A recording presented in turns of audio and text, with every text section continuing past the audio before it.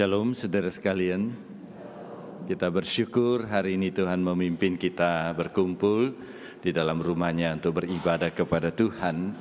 Minggu ini adalah minggu pertukaran mimbar pelayanan dalam Sinode GKY.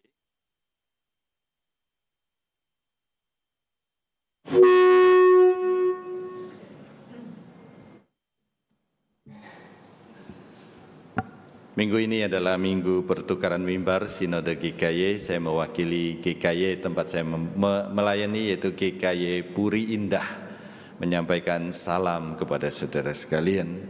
Saudara, hari ini kita akan belajar firman Tuhan dengan tema kesetiaan Allah dulu, sekarang, dan selamanya. Pembacaan Alkitab dari Mazmur nomor 85 ayat 1 sampai 14. Tapi sebelum kita membaca Alkitab, mari kita berdoa terlebih dahulu. Bapa di surga, kami mengucapkan syukur dan terima kasih karena Engkau baik. Engkau dari dulu, sekarang, sampai selamanya tidak berubah. Kesetiaan-Mu, kasih-Mu, kemuliaan-Mu tidak berubah juga. Oleh sebab itu, pagi ini kami datang menyembah Engkau dan kami ingin belajar firman-Mu. Oleh sebab itu, urapi hamba-Mu dan urapi setiap saudara-saudari kami yang mendengarkan. Berfirmanlah kepada kami Tuhan, hati kami sudah siap sedia. Demi nama Tuhan Yesus kami berdoa. Amin. Saudara sekalian, kita buka dalam Mazmur 85. Nanti di bagian dalam isi Mazmur 85 akan saya ajak saudara baca di tengah-tengah khotbah. Tapi saya akan mengajak saudara membaca ayat pertama dan kedua saja dari Mazmur ini.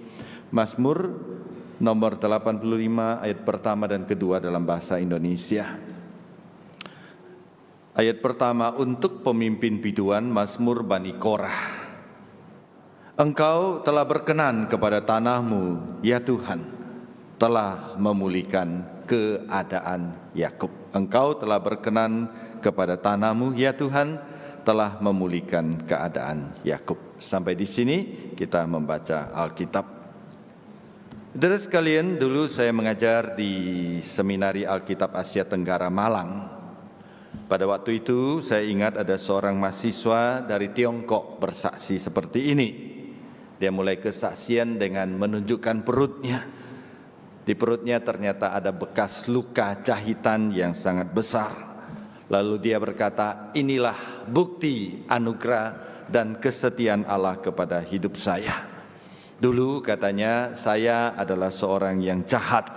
Saya masuk dalam geng gelap, ya, geng masyarakat gelap.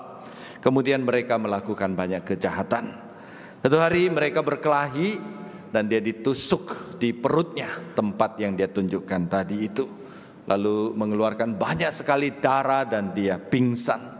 Dalam keadaan pingsan dia dibawa ke rumah sakit, lalu operasi dan dia sadar.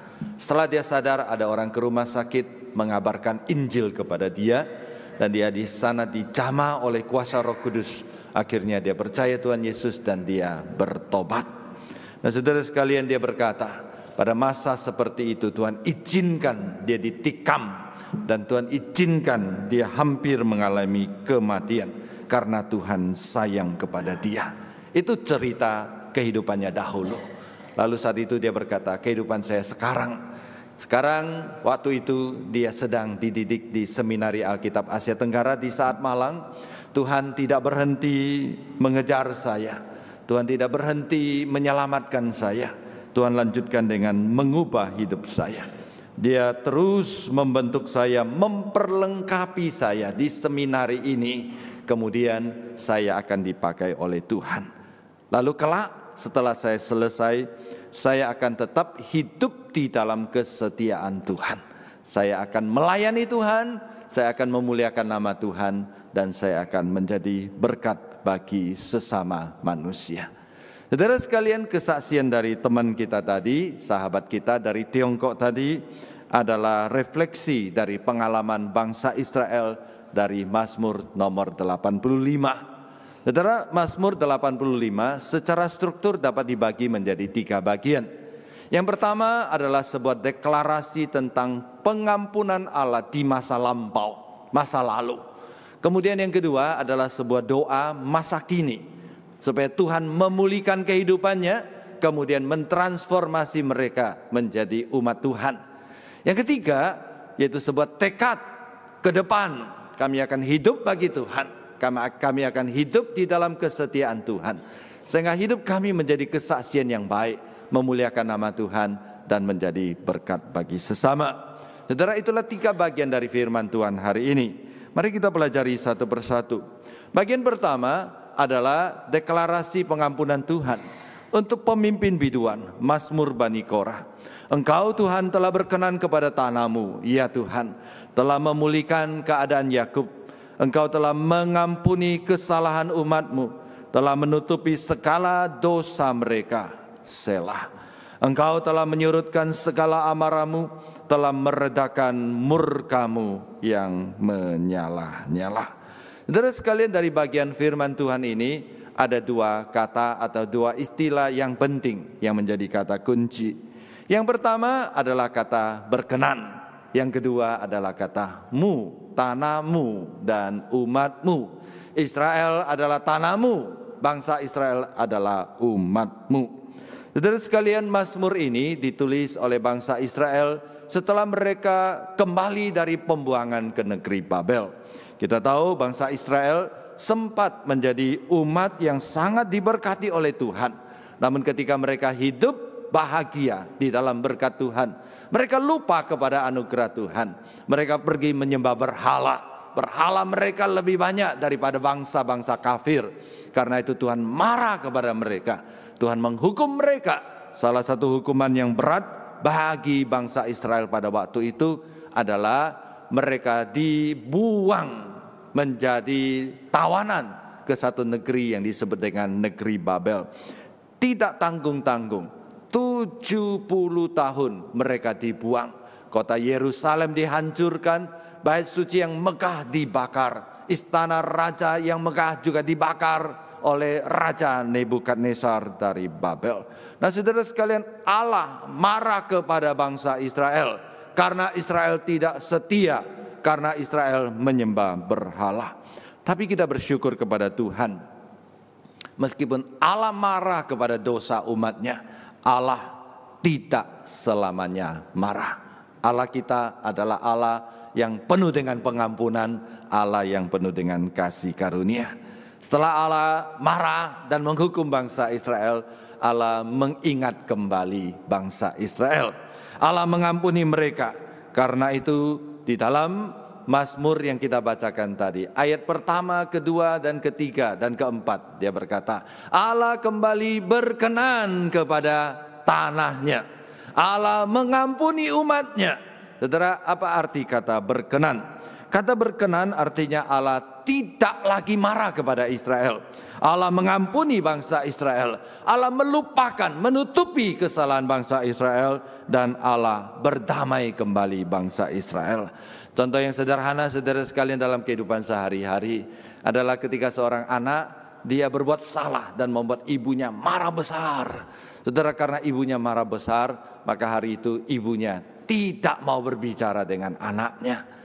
Yang paling ditakuti oleh anak adalah kalau ibunya atau papanya tidak mau berbicara dengan dia. Dia panggil mamanya, mamanya tidak mau jawab. Ma minta air, mamanya tidak respons. Ma saya lapar, mamanya tidak respons. Saudara, mamanya marah besar kepada dia. Kemudian dia tidak dapat makanan, dia tidak dapat minuman. Dan malam itu dia pergi tidur, saudara sekalian. Dia merasa sedih sekali. Sebelum tidur biasanya mamanya memeluk dia dan berkata good night. Tapi hari itu mamanya sama sekali tidak pedulikan dia.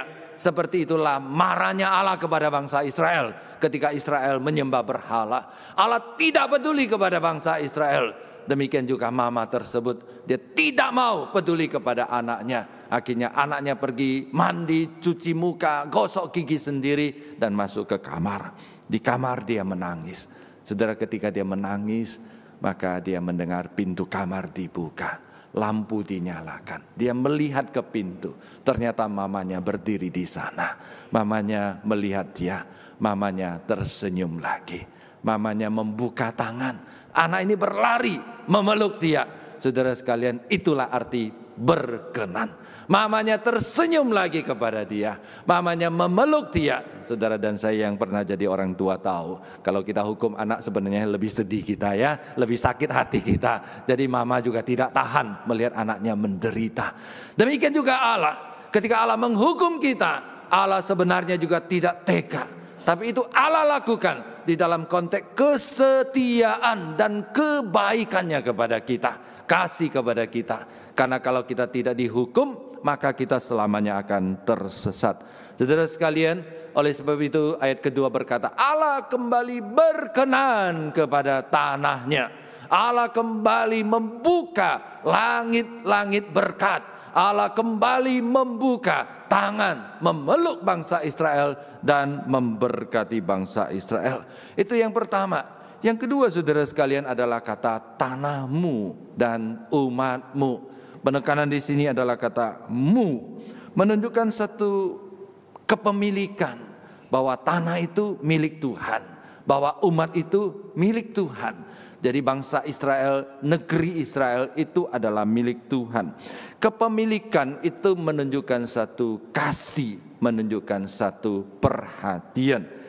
Oleh sebab itu saudara sekalian, ketika Alkitab menggunakan bahwa Israel adalah tanah Tuhan, kemudian bangsa Israel adalah umat Tuhan, itu mengungkapkan alasan mengapa Allah menghukum bangsa Israel dan mengapa Allah mengasihani dan mengampuni bangsa Israel.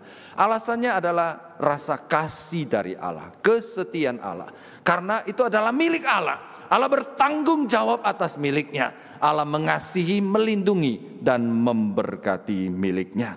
Oleh sebab itu saudara sekalian, Allah menghukum Israel karena Allah tidak ingin bangsa Israel binasa karena dosa, tapi ingin supaya bangsa Israel menyadari dosanya dan bertobat di hadapan Tuhan. Sekali lagi saudara sekalian, Allah marah, Allah murka, Allah menghukum. Tapi tidak selamanya Allah menghukum dan murka. Allah kembali menunjukkan kasih-Nya. Allah mengingat umatnya dan memulihkan bangsa Israel, membawa kembali ke negeri perjanjian dan memulihkan mereka. Dari sini saudara sekalian, kita belajar satu pelajaran yang sederhana. Belajar tentang kasih Allah yang tidak berubah. Kasih Allah tidak tergantung kepada siapa kita. Kasih Allah tidak tergantung kepada apa yang kita perbuat.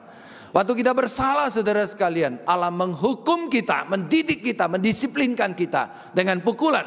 Bukan karena Allah benci kita, tapi karena Allah sayang kita, Allah mengasihi kita. Waktu kita bertobat, maka Allah mengampuni kita dan memulihkan kita. Itulah kasih Allah. Kemarin saya mendengar seorang bapak kesaksian seperti ini. Dia marah sekali sama anaknya. Kemudian dia hukum anaknya. Setelah dia hukum anaknya, dia panggil anaknya, dia berdua berbicara dengan anaknya.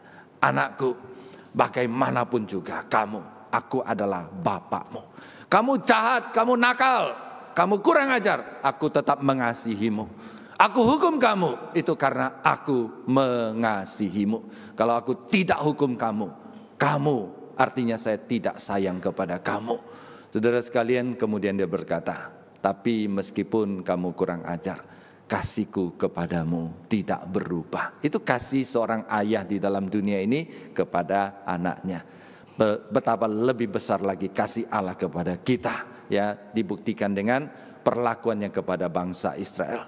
Oleh sebab itu kalau hari ini saudara merasa dihukum, dipukul oleh Allah, saudara jangan berpikir Allah benci kepada saudara. Justru Allah sayang kepada saudara. Kalau hari ini saudara merasa berdosa di hadapan Tuhan, Allah kita maha kasih dan maha pengampun. Datanglah berlutut kepada Dia, Dia akan dengan muka tersenyum menyambut kita dan mengampuni kita. Bagian pertama adalah berbicara tentang masa lalu, sebuah deklarasi akan pengampunan Tuhan dalam kehidupan kita. Yang kedua saudara sekalian, berbicara tentang masa kini, yaitu doa permohonan akan pemulihan. Ayat kelima berkata, pulihkanlah kami ya Allah penyelamat kami, dan buanglah sakit hatimu kepada kami. Untuk selamanyakah engkau murka atas kami dan melanjutkan murkamu turun-temurun? Apakah engkau tidak mau memulihkan hidup kami kembali sehingga umatmu bersukacita karena engkau?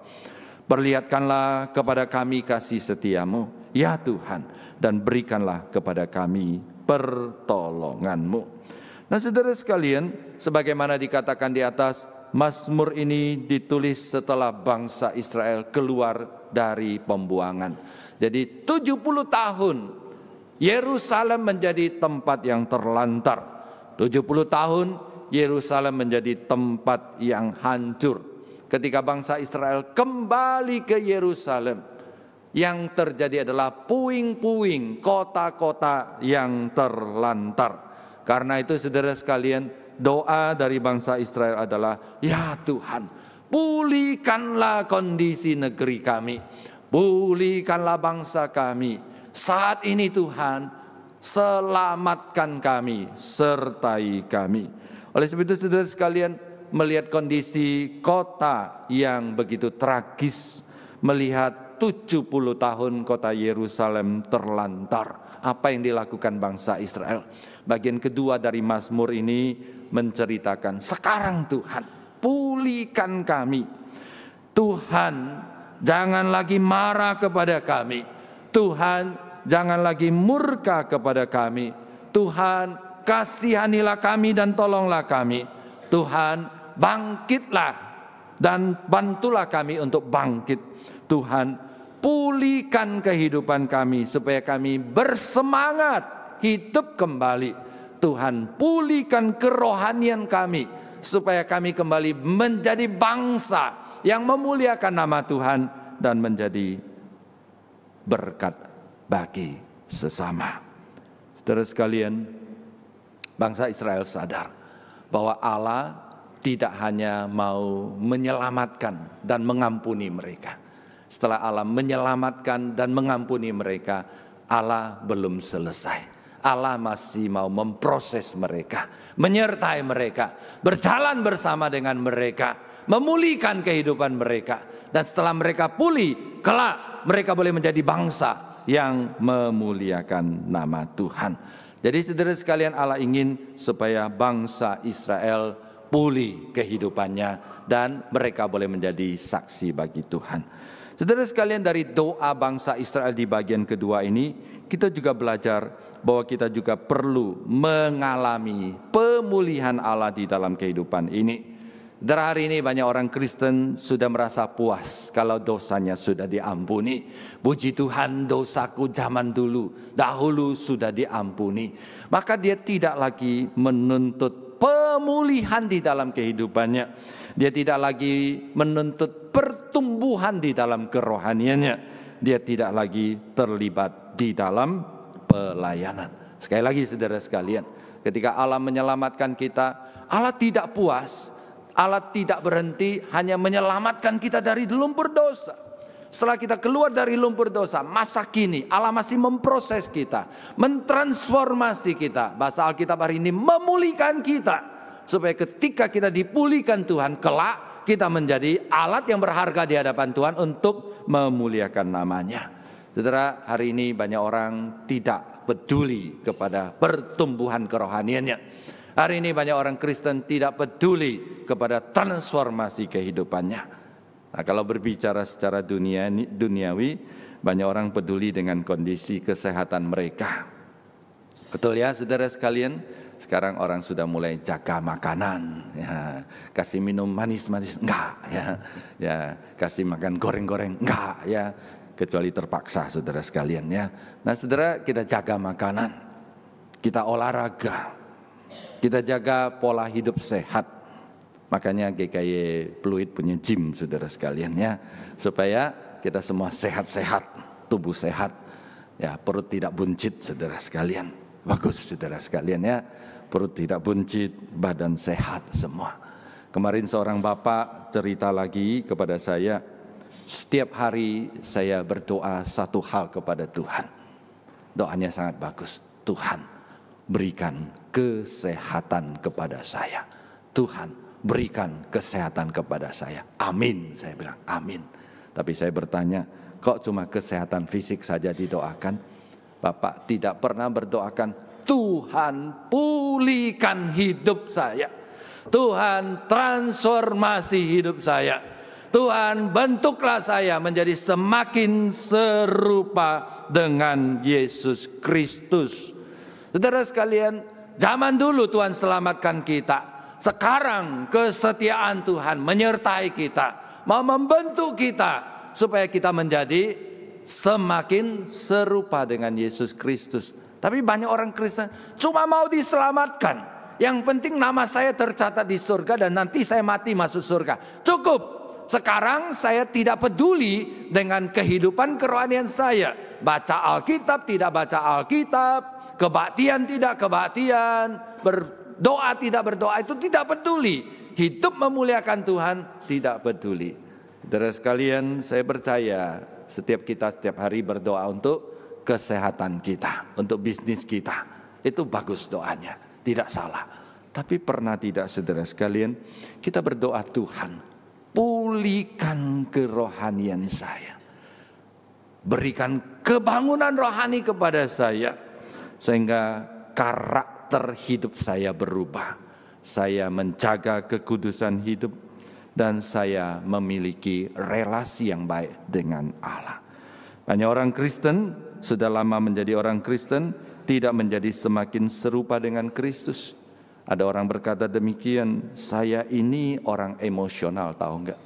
Saya ini galak loh, dan saya gampang marah orang. Ya, nah saudara sekalian, kalau dia sudah tahu dia galak, dia emosional, kata-katanya suka menyakiti orang, dia tidak minta Tuhan, boleh saya, bentuk saya. Supaya kata-kata saya berubah, karakter saya berubah. Dan saya menjadi semakin Yesus Kristus.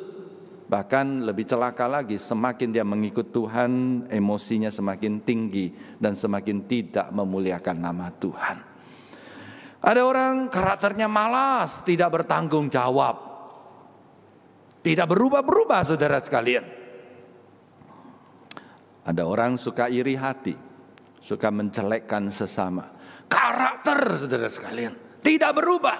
Pernah tidak kita mohon kepada Tuhan, Tuhan tidak hanya berkati saya dengan kesehatan, tidak hanya berkati saya dengan keluarga yang bahagia, tapi proses saya, bentuk saya, supaya saya menjadi semakin serupa dengan Yesus Kristus, supaya hidup saya memuliakan nama Tuhan. Itulah doa bangsa Israel. Dulu Tuhan, kami berdosa, Engkau hukum kami, Engkau selamatkan kami. Sekarang Tuhan, pulihkan kami, kembalikan kami menjadi bangsa yang memuliakan nama-Mu, yang menjadi berkat bagi sesama. Oleh sebab itu saudara sekalian, kiranya kita juga ingat bahwa Tuhan tidak hanya mau menyelamatkan dan mengampuni kita. Tuhan di dalam kesetiaannya ingin memproses kita, supaya hidup kita semakin berubah dan memuliakan nama Tuhan. Yang ketiga, yang terakhir saudara sekalian, adalah berbicara tentang masa depan. Satu tekad di hadapan Tuhan. Tekad untuk hidup di dalam kesetiaan Allah. Ini dicatat di dalam ayat ke-9 sampai ayat ke-14. Bagian ini dimulai dengan kata tekad. Tuhan, aku mau mendengar. Aku mau mendengar apa yang hendak difirmankan Engkau, supaya kami jangan kembali kepada kebodohan kami. Sekarang kami mau dengar firman Tuhan, supaya kami tidak balik lagi kepada kebodohan kami dulu, menyembah berhala, berdosa, hidup di dalam dosa, dihukum Tuhan, dan nanti baru bertobat diampuni. Bukankah lebih baik saudara sekalian kita tidak perlu dihukum dan diberkati Tuhan daripada dihukum dulu, sadar baru diberkati, ya. Seperti pepatah bahasa Indonesia mengatakan, mencegah lebih baik daripada mengobati. Jadi kita mendengar.